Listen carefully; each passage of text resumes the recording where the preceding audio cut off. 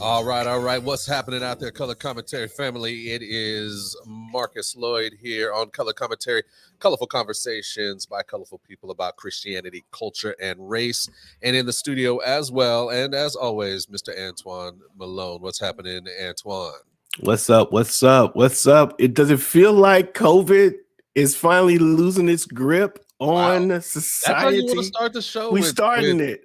COVID is over. You want to tell people it's done. Listen, it feels like just stop tripping. I feel like spring is here. Oh my gosh! And it's time for new life. Well, look, I'm not. And COVID is like, hopefully, Lord have mercy. Please, we don't know any more new variants.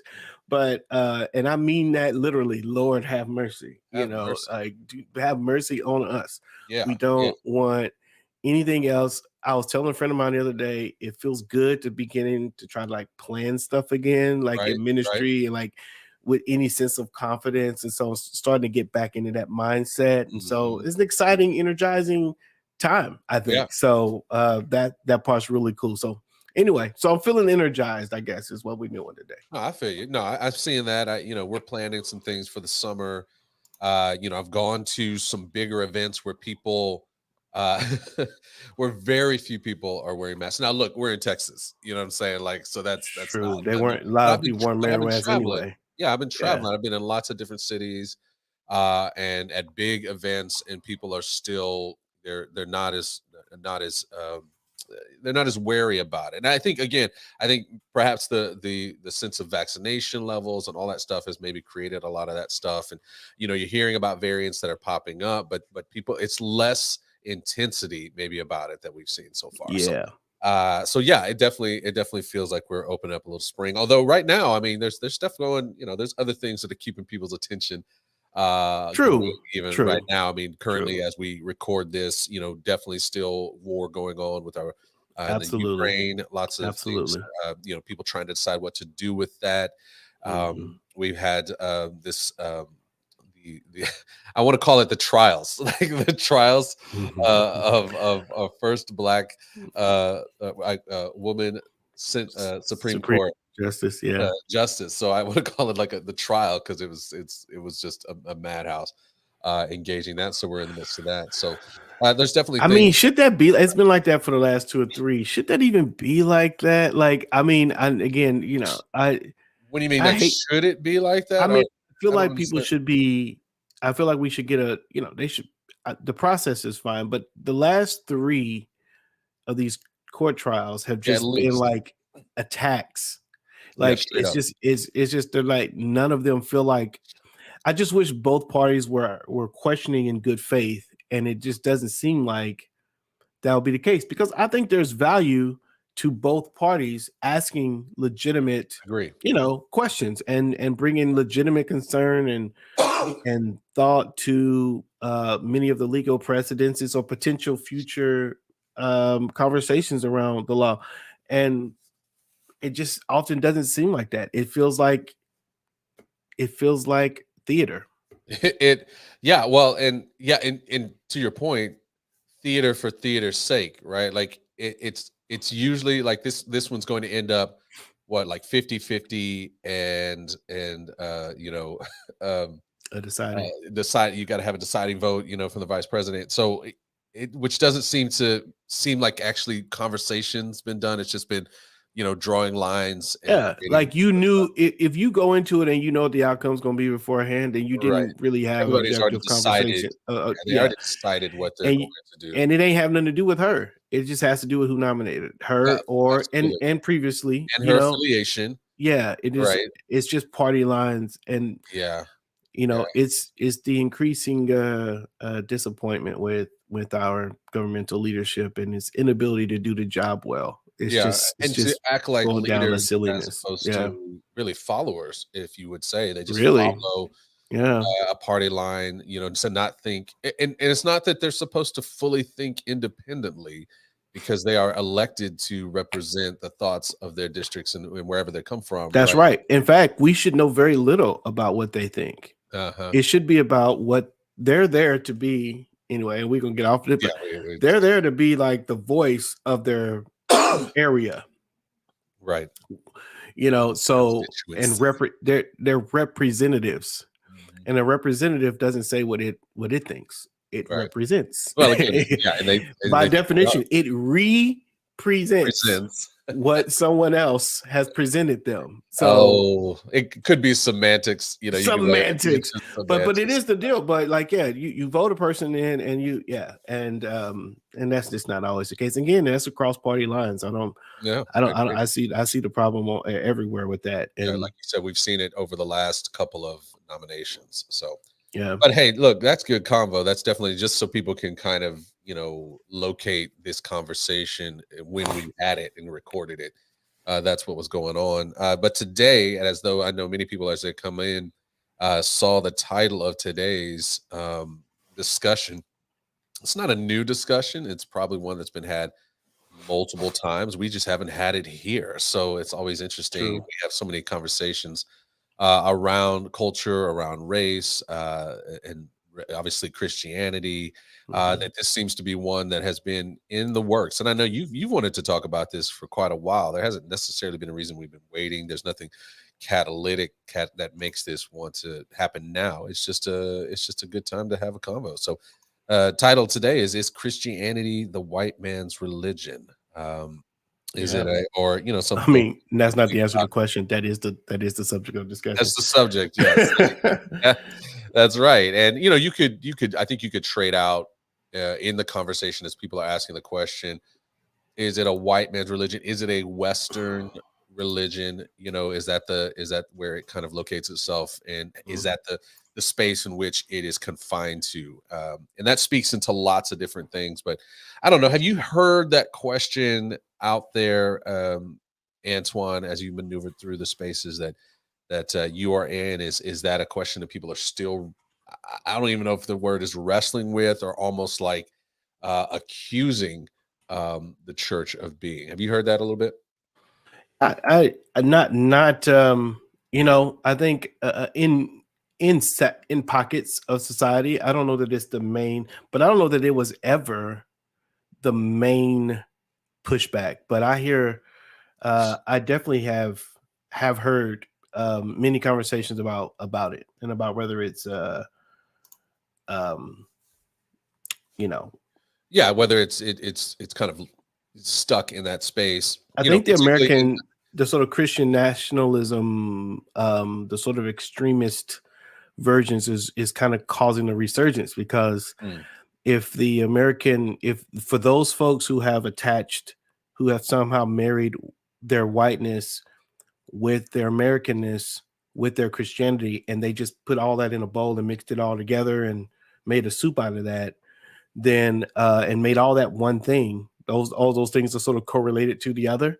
Yeah. Then for those people, since that's happened and that's been so loud, I think there is a counter response to that, to want to separate those things out. And a part of that counter narrative is asking the question, does Christianity need to be attached to whiteness or America at all?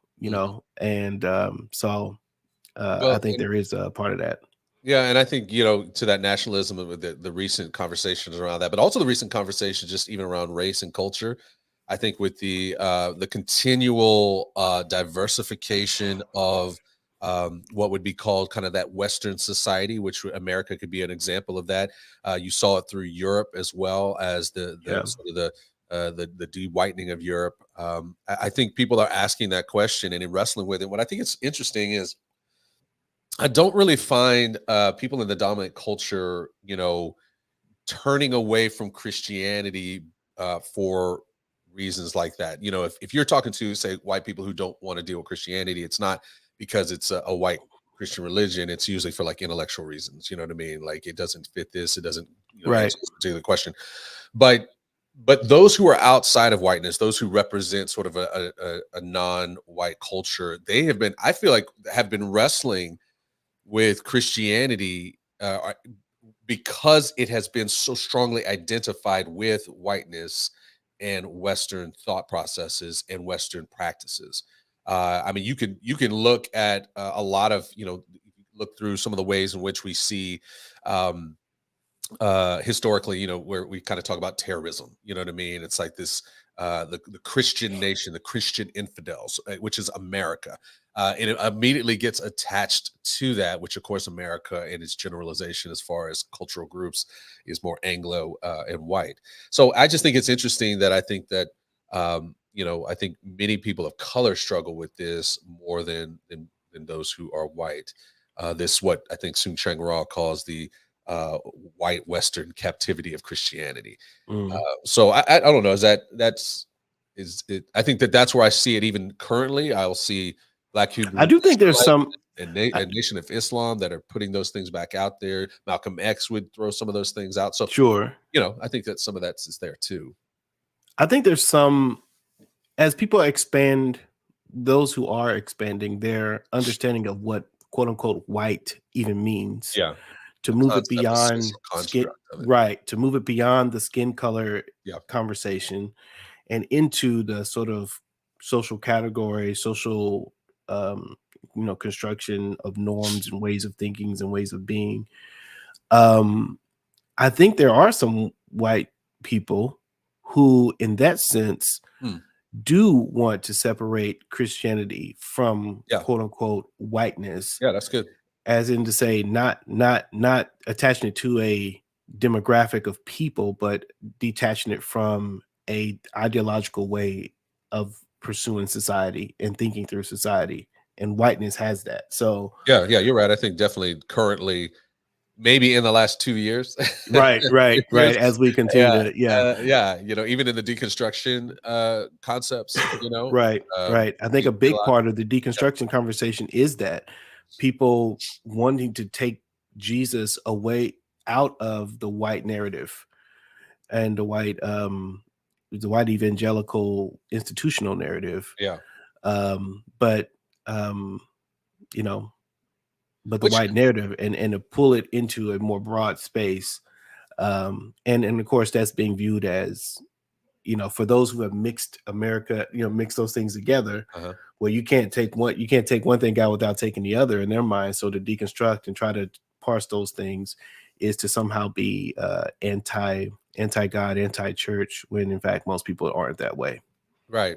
Now I'm curious. Are deconstructing. I don't know, and we may not be the experts on this, but just kind of as we're thinking about it, part of me gets curious about like, where does this accusation even come from? You know what I mean?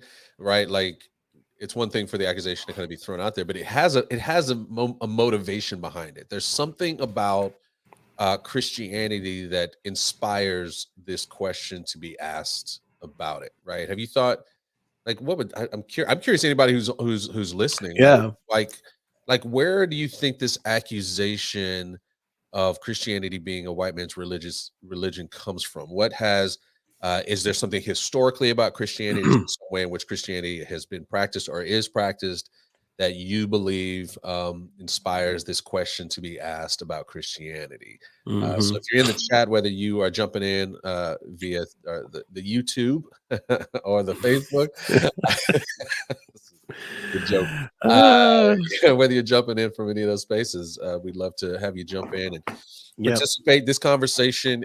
We can look, you guys. It's a big conversation. We probably won't cover all the things. We won't. There's going to be somebody in the room who's like, "Man, we want to talk about like all of this." I'd like to hear it. Like, I want to hear if there's something you want to talk about in this conversation. These conversations are better when you participate. Well, because we can talk, like we can go, we can be here for several hours just rapping on this particular issue. But I'd love to get people engaged. So if you're in the chat, if you're there, throw it in there and let us rap about that and engage that just a little bit, because I'm being curious, because again, it's an accusation that comes and I'm curious about that. So let's see who we got here. I think in the chat, hello there, it says, I think in the spaces I plan, it's less Christianity it's less Christianity as a white man's game and more evangelicalism. Yeah, kind of what we were talking about before. So it's like, pulling away from the problem is evangelicalism is informed by the many of the institutional practices that are being rejected are informed by that whiteness that has been sort of brought in, Okay. So help me. patriarchy and such. Yeah. Okay. So it's more about evangelicalism. It's not necessarily about whether it's white people. Is that kind of what we're talking? That's what I think. I think what she's saying is, yeah, people are challenging, the evangelical institution.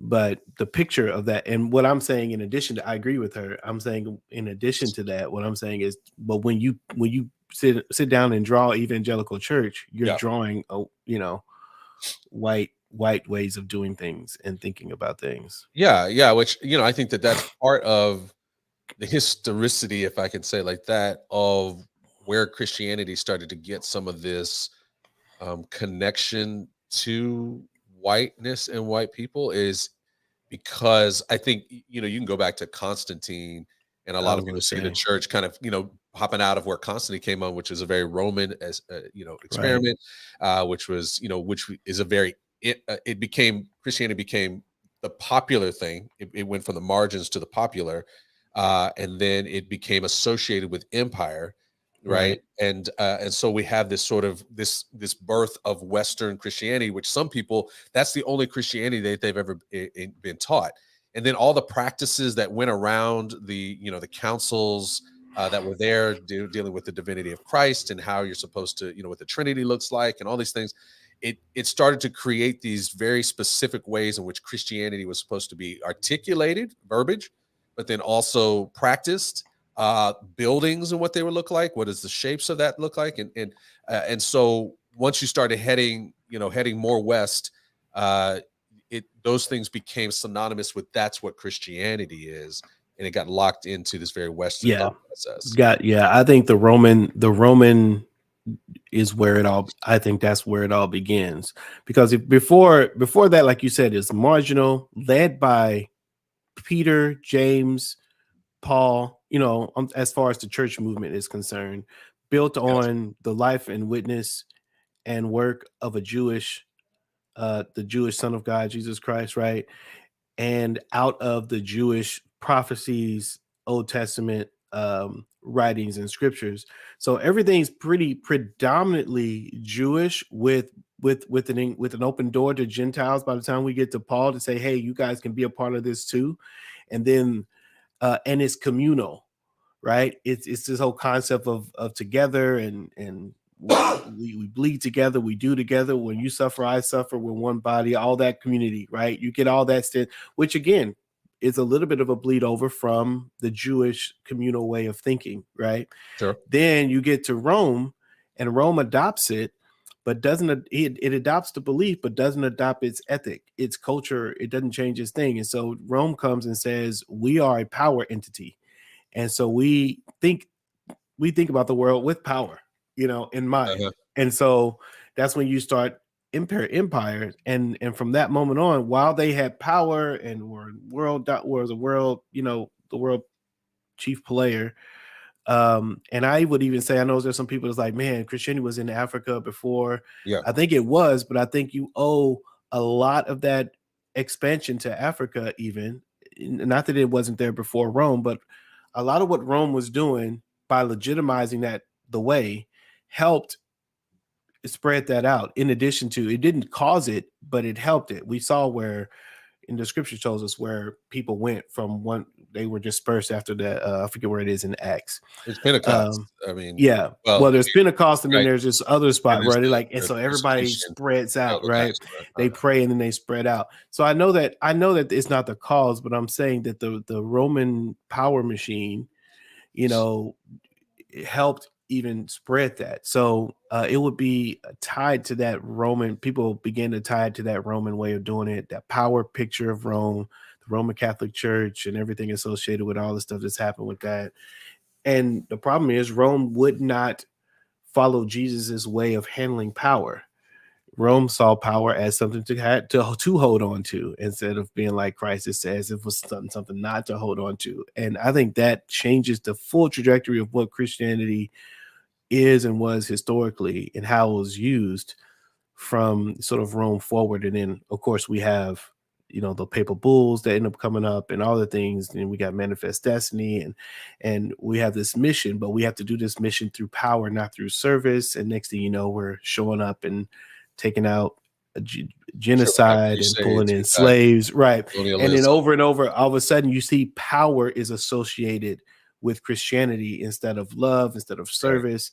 Right. And that's where, and the individual is identified as the most important thing instead of the communal, and on and on and on. And so we see that from Rome forward. America picks it up, and the slave, for the American conversation, the slave is like, hey, doesn't know any of that history. All they know is the person who's persecuting me, who's enslaving me, has a Bible in their hand, and to them, that's their religion. And you can say that again, the native, indigenous as well, same way, same engagement, right? And to your point, like what the piece I would articulate even further is, we're talking about Christianity. We're kind of talking about it as this post-resurrection entity, right? Which is where we need to be talking about it. But there's also this recognition that I think is helpful for us when we say, like, it kind of starts out of the Jews, right? We also have to have, and you articulated this recognition that the Jewish culture was a very culturally diverse group as well. There was a lot of intermixed in the midst of the Jewish blood. I mean, you can just going back to, we talk about the genealogy of Christ, and we see that there's Rahab and there's Ruth in there, and these were folks who were outside of the sort of quote unquote Israelite space. They were Gentiles coming in. You can, and in that case, what you're looking at, and the tribes that they come out of are actually African sort of black tribes, like Canaanites, coming out of that, particularly Rahab. Sure. So David, David's great grandmother is Rahab, great grandmother is Ruth. David is very much an intermixed person. And this is where I think I'm looking at Jill's thing here. She says, I find that many of my white Christian friends see Jesus as white.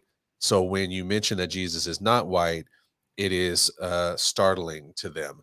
And I think the iconography or the representation that we are given, particularly from this Western juggernaut, this Western Christian juggernaut that is producing, all of these ways in which they're communicating who Christ is. They're using pictures, they're using movies, they're using whatever these things are. And so when you open your picture Bible and you're in some other place, when you see David, you're usually seeing like this freckle-faced redhead kid, right? But if you follow his actual ethnic genealogy, he would not look like that. When you see Jesus, he's, I can't remember how LaCrae articulates it, but I think it's these soft eyes and thin lips, you know what I mean?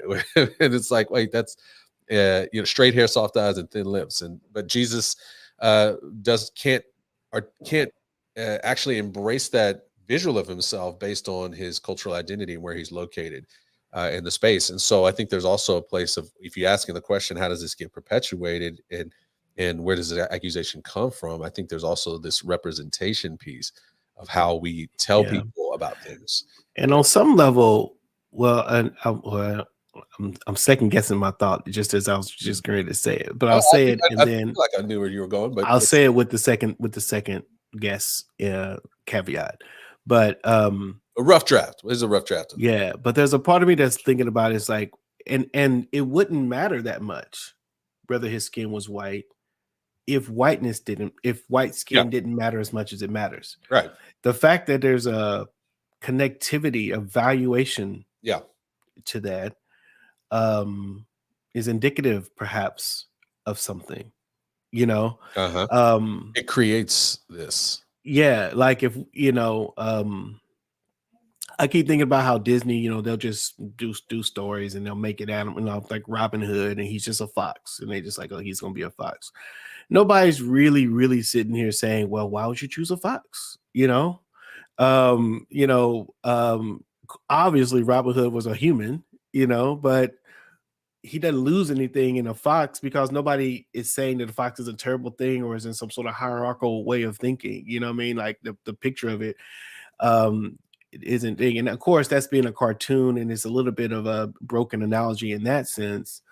But my point is, it shouldn't matter if whiteness or blackness or if skin color didn't matter as much as it does, then being told that Jesus was not fair skinned would not, would not be such a shakeup, or she says startling, and I'm just going to assume the best and just say, oh, that startling begins with shock and, oh, I've never been told that, and it's relatively innocent. Yeah. Or it's, and then suddenly I think internally, subconsciously, you lose a little connection with Jesus because he's a little less like you. And so I don't know, but I think it has something to do with the fact that white skin has mattered. And because when I was growing up, it didn't necessarily at the moment, it didn't bother me that Jesus was, the pictures in some of my family's houses, that he was white, just okay. And then when someone said he would be Jew, I'm like, you know what, that makes sense, that tracks. And it didn't really shake me up all that much, up until people started misquoting sort of Revelation and and then it kind of became a thing. But I just feel like the whole conversation around his representation is just one of those things that says more about what we think about race than what it says about Jesus himself. Yeah, well, absolutely. But here, and we've had this conversation before. I think people want to own Jesus, or at least feel like Jesus represents them, that Jesus is for them, he is about them, right? And so I think that it's natural for folks to want to appropriate their culture and into their religious engagements, and then take this center of Christianity, this person, and make it look like them, so that they can feel like they're in particular. And to your point, like, and you wonder, is that something that is a natural cultural thing that we do, or is it something that's based on how the culture has responded to us? You know what I mean? If we're constantly, if you're getting colonized by people who are white, or people who are black, or whatever it is that becomes your enemy, and now you're telling me Jesus looks like that person. Like, I don't want to believe that. Like, I want him to look like me. And so I get it. But I also do think that there's something really helpful about locating Jesus in his cultural setting and recognizing what he was dealing with in the culture that he was in. I think that keeps us from grabbing it and making Jesus in our own image. And it doesn't minimize the transferableness of the gospel into different spaces, clearly. Because even when Jesus doesn't look like you, the gospel can move into that space and do some great work, which we see.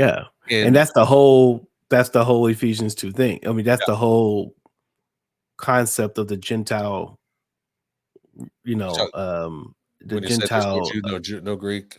Yeah. That's the whole concept that, hey, the culture of Jew is not the thing that we're trying to buy people into. It's the kingdom of God, and that's broader.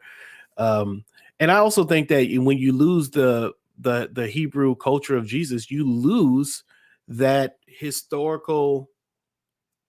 You lose the picture that God's been writing from the beginning forward, because so much of that picture has to do with them saying, hey, Jesus is coming, and he's coming through Isaac. He's coming through the promise given to Abraham. And you need all of that, right? You need that whole stream. Jesus's story goes all the way back to that. And if you somehow siphon him out of the Hebrew story, the Hebrew culture, the historical Hebrew culture, not only do you lose the Hebrew culture, you lose the narrative that God's been writing from the beginning, right? You lose the actual story that's being there, this precursor to the gospel that is being presented to us in the life and death and resurrection of Jesus Christ. And so all that stuff needs to be there. It's a part of what God has written, and to lose that is to lose biblical fidelity, which is why and to lose some cultural cultural beauty. Right, which is why it's important for everyone to understand this history. It's not just about, let's say Black people like us have to know our where we exist in the space. Although it's important, I see 100% true down here saying, why do, and I'm gonna assume you're saying, why do brothers know more about religion than their own African history? And what I would say is there is a lot of African history in the midst of religion, and particularly in Christianity.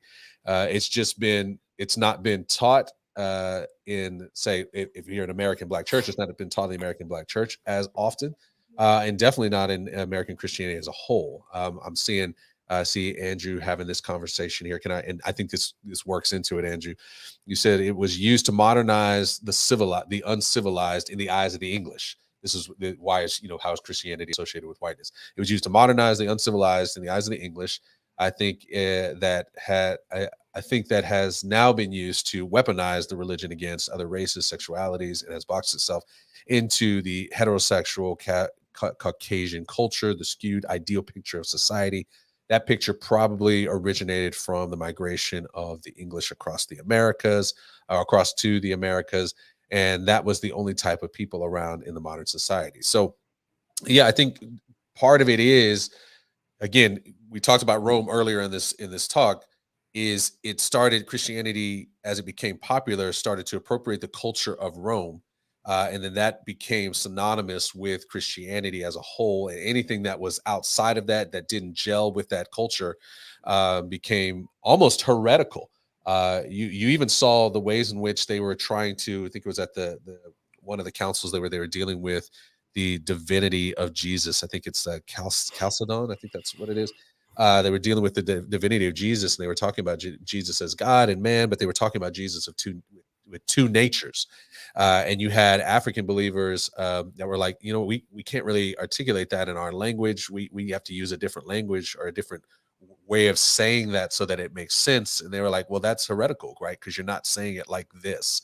And you'll see that, if anybody travels, I'm sure some of you guys go to other places. Maybe you've gone on mission trips, maybe you've been a missionary, you've been in places, and you'll go places and you'll see how Christianity is being practiced in other parts of the world. And you'll go, oh my gosh, this doesn't, well, what I would say is it doesn't seem to match the culture that it's in. It feels like a white American church has been dropped into the space, and they just put different looking people in the building that looks very much like the buildings in church or Europe, and in the pews, that kind of thing. I think you're seeing less of that now. I mean, when I was in Africa, I noticed it, but I also noticed places who were kind of doing their own thing. You know what I mean? They weren't trying to bring in, appropriate sort of white Christianity. Right. But what you want is, and what it ended, you want the kingdom culture, not the white culture. You know what I'm saying? So cultural culture, not the right. And I think, again, as we mentioned before, we have often mixed, just stirred it all together. America, white, Christian. And well, we're gonna go to XYZ country and we're going to tell them how to be Christian.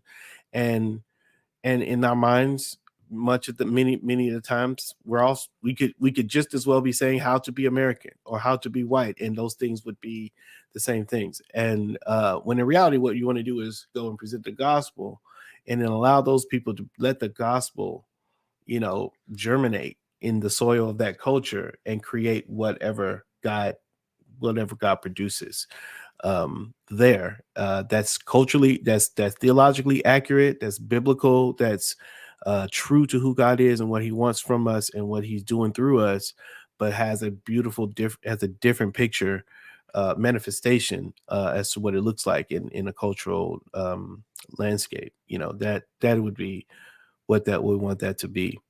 So, well, I'm looking at it again in the chat. The question is, why don't you go the extra mile by traveling to Africa physically? How do you expect to get African answers in America? And I think underneath that, and I appreciate that comment, it is a mentality, right, of what we think about Christianity. If you think you own Christianity, right? That you are the one who owns all the rights to it. Then when you travel, you go to take Christianity someplace. In some ways, you would go to conquer and to fight against something that's battling against Christianity. If you recognize that Christianity and that God is actually moving all over the world, then when you travel to Africa, you don't go there as a conqueror, you go there as a detective, right? You go there to try to understand more about how they are practicing Christianity, with the idea that you may need them to learn how to practice Christianity even more fully. But that's the opposite, I think, of where we have, again, it's the move of Western Christianity through, Rome, Europe, into the Americas and colonization, all those things. That's the opposite. It's the opposite of what that move was supposed to be about. Now, I think we're learning that, and that's part of what I think what's happening in our culture right now. And with deconstruction, with this, globalization, is we're coming to grips with this understanding that Christ is actually a transnational, he's international, and that we're not taking the gospel someplace, but the gospel has been there already. And if we go there, we're going to see how Christ has been working in that space. Yeah, it's how is God moving over here, and how do we join that? Right. Or whatever, add to it, or you do whatever God's calling us to do there, instead of recreating God's movement in our own image. And how is their culture? And how is their culture inspired different ways in which to praise and worship God? Right. Like you'll see in sort of historical, and I'll use African religions, there were ways in which they saw the ancestors as honoring the ancestors as a way to honoring what God had been doing in their family over years and legacies. Now you talk about ancestor engagement, people immediately go ancestor worship, right, in American society. And they'll be like, you got to cut that off. You can't do any of that stuff. And I'm not saying you should be ancestor worship, but recognizing the ways in which the engagement in talking and thinking about ancestors actually furthered their faith in this this bigger God that was in charge of everything that has been with them for generations. Yeah. And those are the things. And people, and you see this when people go into Muslim influenced cultures. There'll be ways in which they dress, ways in which they maneuver, ways in which they pray, the practices they do. And Christians, if you come to become a Christian in that culture, it's almost a death sentence, because it's like not even death sentence, like sometimes actually, but sometimes just a death to relationship deals, because you have to almost leave everything that you've done before, leave your whole family, all your connections, because to practice Christianity means you have to practice it the way it has been colonized to be practiced. And to practice Christianity with Muslim cultural accoutrements is considered heretical, right? And so that's a conversation people are having. And of course there are some of those that are absolutely. Right? Yeah. Look, you could say that about European America, Christian, right? Again, right? Yeah. And so this conversation is about separating white or black or Muslim or Jew or whatever. Well, maybe not Jew, a little less to less an extent, but separating, but still separating even from Jew, is letting the kingdom of God be the kingdom of God in all of its multiple beautiful forms.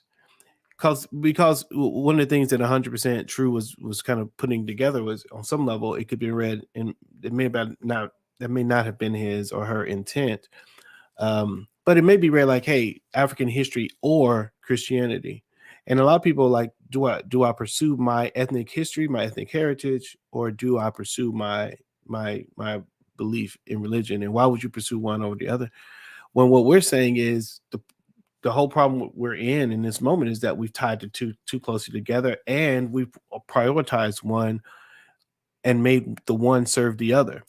What should be happening is that Christianity, if you're a Christian and born from the kingdom of God, that is your primary identity, your primary allegiance and alliance, and your pursuits to understanding that should be primary, even before your family, your heritage, your race, your ethnic history, all of that. That should be primary, and then whatever racial, cultural history, ethnic history and the ways God has been moving through that history, whatever that does to add to what God is doing, well, then you bring that in service to God and to Christ, not causing Christ to become second to that. And I think in the white man's religion conversation, the accusation on some level is that the whiteness has dominated the conversation, bringing Christianity to sort of fortify that whiteness. When and I think that's where a lot of the issues come. I would also say in the Black community, what often happens is, hey, you need to shake Christianity and just understand who you are in your African roots. And true, I think there's some stuff that you do need to understand about your African roots, but I think your primary, I think the thing you spend more of your time is trying to understand who God is and what God has made you to be and do in this time, and to move forward with that, knowing that his whole history, your whole history will feed into that. Last thing, you mentioned something about ancestral worship. We're never, as you said, we're not for ancestral worship, and yet we see in scripture that the entirety of the Old Testament is just consistent recollection of what God has done through the life of Abraham, Isaac, and Jacob, what he's done through Moses, what he's done through the prophets of old. You see even in the New Testament when Jesus says, "Who do men say that I am?" And they like, well, we think he's Elijah or Jeremiah or one of the prophets, right? So they were consistently looking back to understand where they were in this moment with God in relationship to their narration, into their narrative history. In Nehemiah, we see that happening when, the Jews have been dispersed and they're trying to come back together. They need to be reminded of who they are and where their story is. And you see Nehemiah 9 and Ezra's in there, and they're all saying, listen, this is the faith. This is who we are. This is who God has been in history. This is where you fit in that story, right? It starts with God, but then your story feeds into that. And those two things work together. It's just important that we put them in the right priority. Right order space. Good. I want to deal with Julie has a thought here in the I'm gonna chat. try to pop it up here. I'm see if it all gets on the screen there. Yeah. Okay. She says, we have a global perspective now, but earlier times didn't have the knowledge and resources we have. Artists painted Bible characters that looked like the people around them. In early times, European art, Renaissance, was more widespread among Europeans and their colonies, as opposed to African and Middle East artists. So they came to believe Jesus and Bible people were white. They didn't know better, but we do now, or at least we should. Yeah, and I can see it. I think there's two things as I was kind of reading through that just now. One, there's this way in which the people who are creating the pictures, creating the resources, if you will, it sounds like, and you can correct me on this, Julie, like this is all they had connection to. But then there's another way in which it sounds like you're saying the people on the other end, so like in the colonies. So if you were to go to Africa, the reason why the African artists are painting, and seeing Jesus as white is because that's the only thing that was ever told to them by the people who were coming from white spaces. And so there's two ways I think I could think of the question. I think the first part where I'm looking at those who are creating, I'm all about grace extending. I mean, I am. I really want to. I think, yes, we definitely have a much larger global perspective now.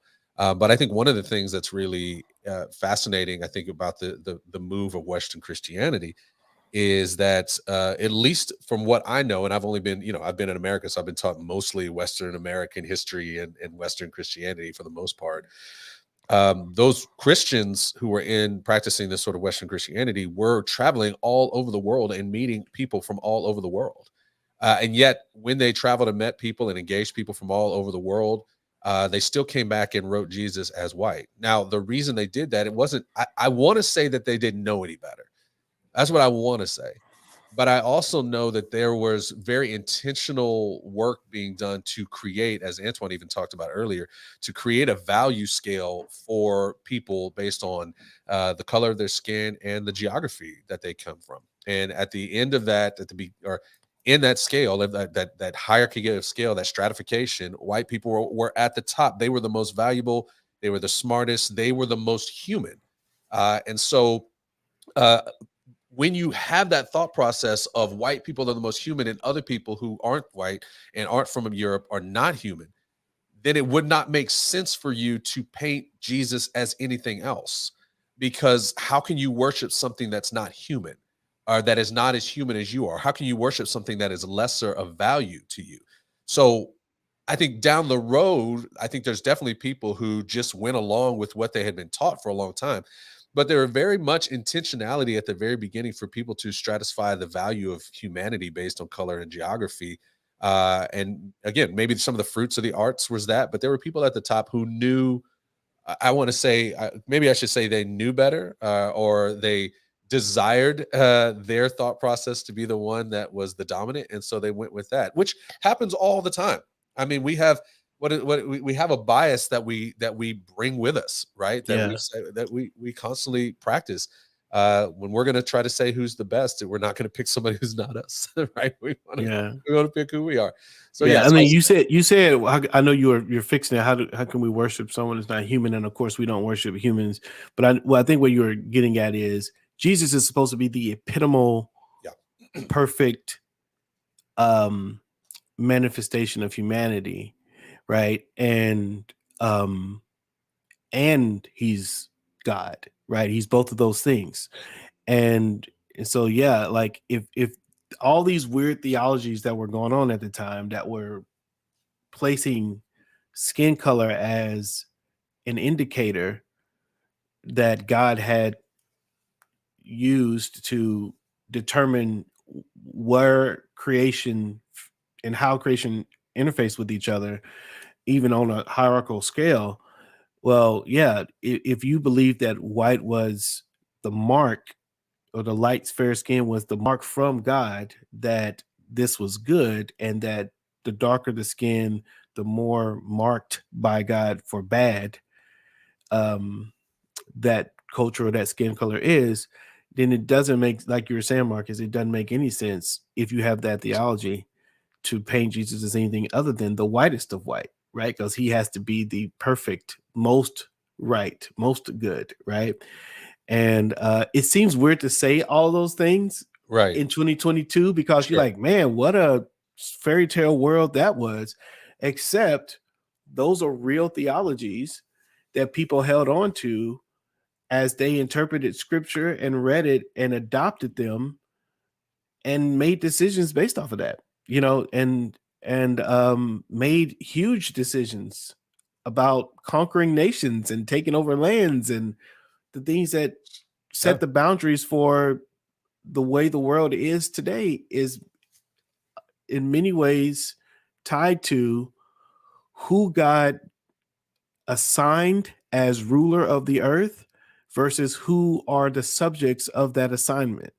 And if you're in the assumption that your theology tells you that God gave Adam the world to manage, and that white people are Adam, and then everyone else is the created order under which Adam rules, then it gives you the motivation and the mindset and clears the conscience to take over and do whatever you need to do in order to make the world, to steward what it is you believe God has given you, including those people who are not Adam in your world, right? Those people, those creatures, if you will, that are not Adam. And that's a real way of many people were thinking about to Christianize the rest of the world, was to bring it in. It wasn't so much to bring those people and equalize them as humans. It was to bring them into their creative space in a created order that they believed you fit in. It was never that you were supposed to be equal. It's just that you need to be in line with where you're supposed to be. You need to find your space in your correct subjective space in the order of things.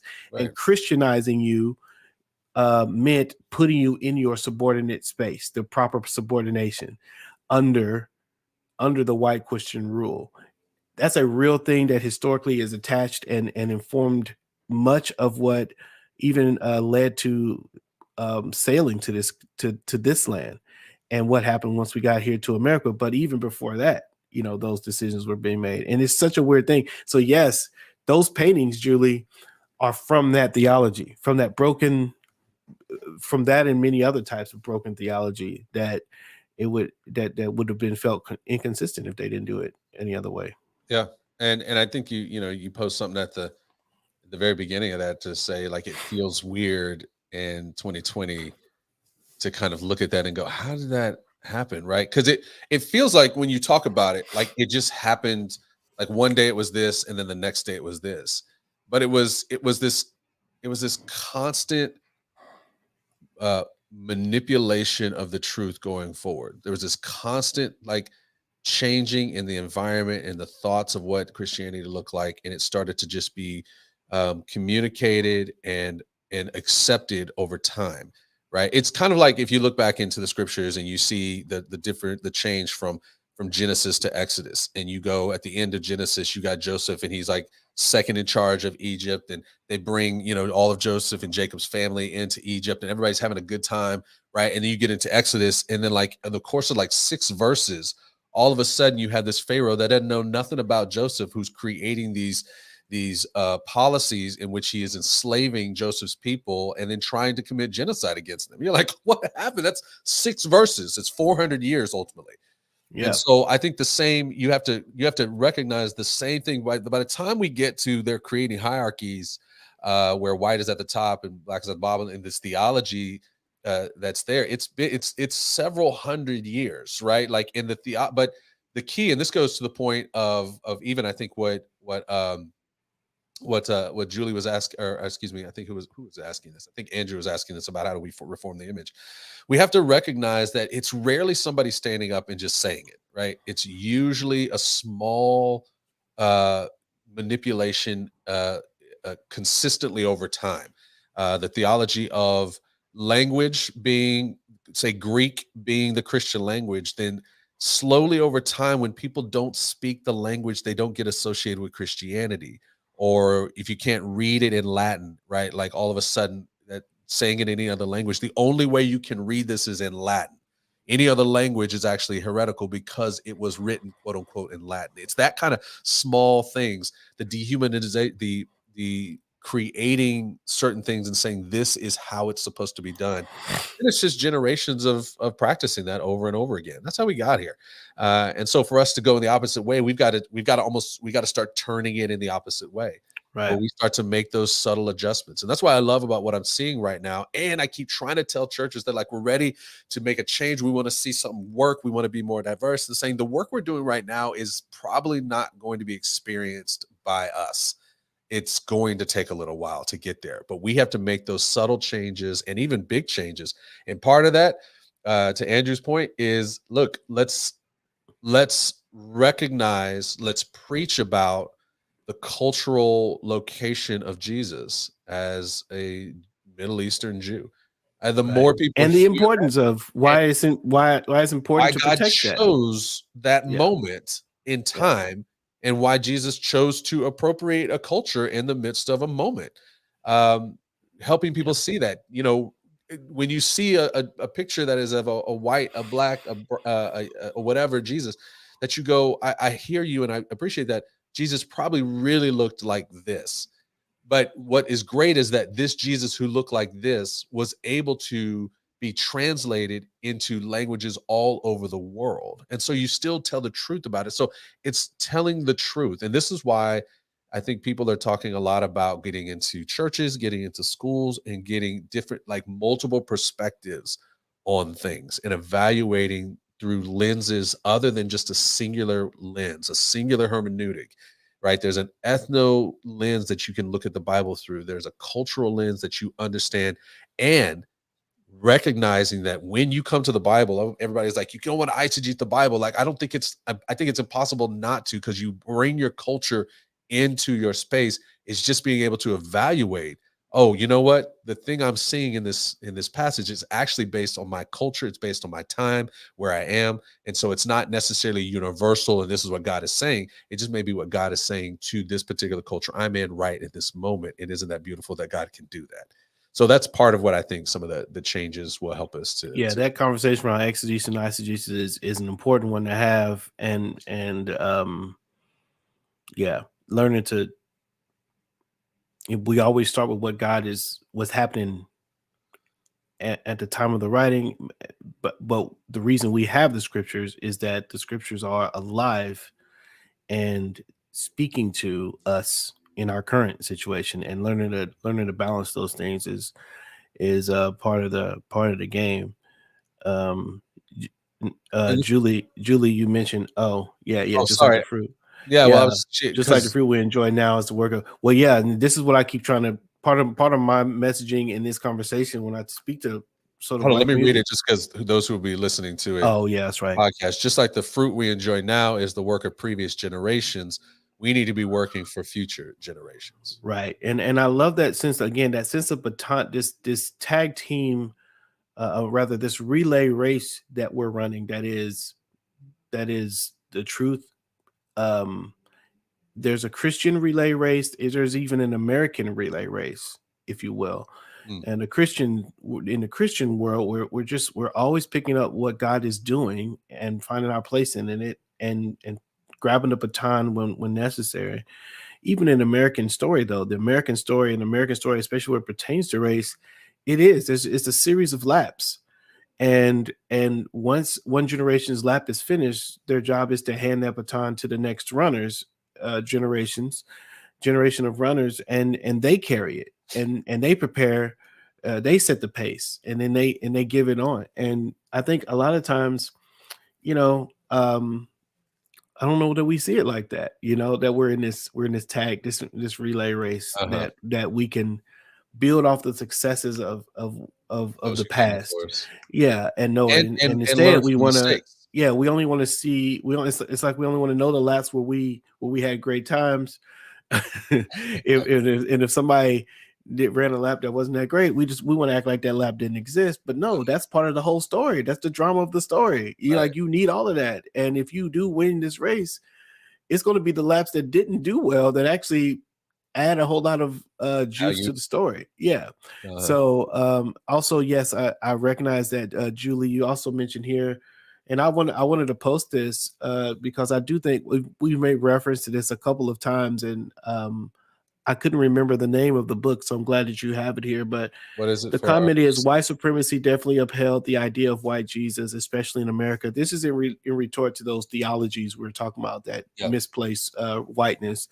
My friend has an original copy, 120 years old, called The Negro, a Beast, or the Image of God. And that is the book that I think, if you're interested, you should go and check it out, just to see what people were thinking. Yeah. And that book was written by Charles Carroll in 1900.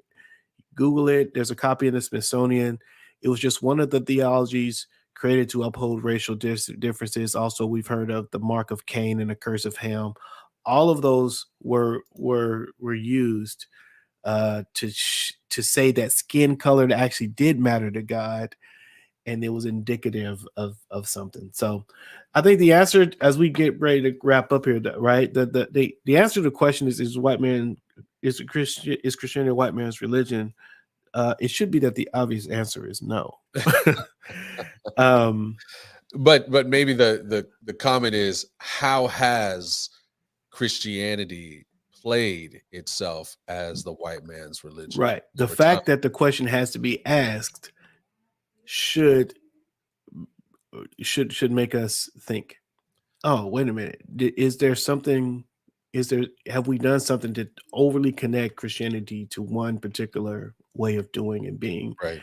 And the answer is, I'm going to say probably. The answer is, look, I'm going to say yes. The answer is probably yes. Yeah. In the same way that Rome, and unfortunately, the people who are not in on conversations like this, they don't like when you talk about power. But unfortunately, power is the difference. The difference between what Paul was trying to get the first followers of the way, and how he was trying to get them to live, was to release their power. And the Roman way was to leverage their power. Right. And in the American context, we have that same choice. We as Christians and believers can follow Jesus down the path of releasing our power or giving away our power for the sake of others, or we could go down the path of the jungle of our natural selves, which is to embrace and leverage power toward our own advantage. And unfortunately, Christianity in America has been overly attached to the jungle, survival of the fittest way of handling power. And that's because whiteness is attached to empirical dominance and power, and those things are just so connected. So I think we have to rescue it from that. And part of rescuing, I would say, and the Black culture has a similar fascination with power. They just haven't had it. I think every culture has a similar fascination with power if they have the opportunity to have it. Yeah.